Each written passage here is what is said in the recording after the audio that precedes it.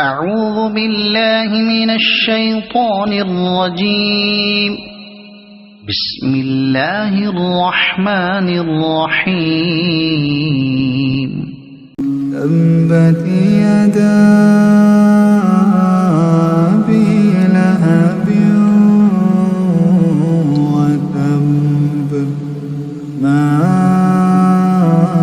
أغنى عنه ماله وما كسب سيصلى نارا ذات لهب وامرأته حمالة الحطب في جيدها حبل من مسد.